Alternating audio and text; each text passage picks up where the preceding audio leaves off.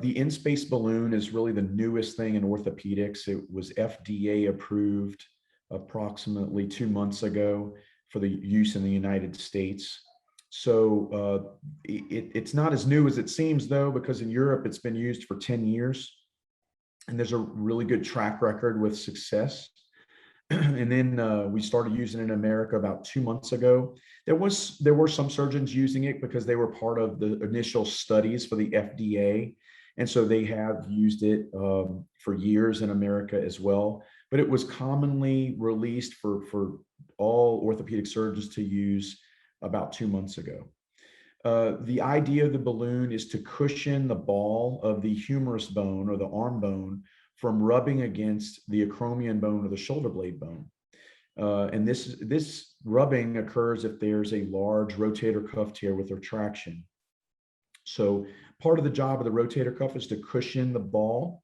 And when that rotator cuff is not there, then the ball rides up and rubs and grates on the acromion bone, and eventually you just have a very painful arthritic shoulder. So the idea of this balloon is to space or make a space between the acromion bone and the ball of the ball and socket bone. This allows two things. It protects the ball from rubbing and developing severe arthritis, but it also pushes the ball down so that you have a mechanical advantage of your shoulder and you can raise your arm up above your head. Because what a lot of patients with a massive rotator cuff tear will complain of is they cannot raise their arm above shoulder level. For years, the only solution to that was a reverse shoulder.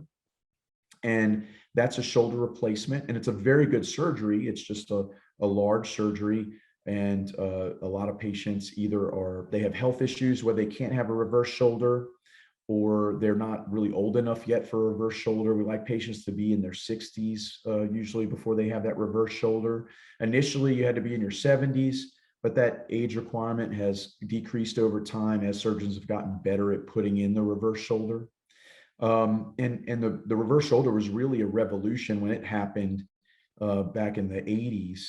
And it's helped a lot of people, but there are some people that are not candidates for it. And that's where the balloon comes in. That's kind of like the next revolution in shoulder. Before the reverse shoulder was even available, patients were kind of stuck. I mean, once a rotator cuff tear became big enough to not heal, or basically the rotator cuff tear was so big the surgeon could not repair it, patients were really stuck. They couldn't raise their arm up, and there was really no solution. You could try to do a replacement on their shoulder, and it just didn't work out. The traditional shoulder replacements didn't work for those patients.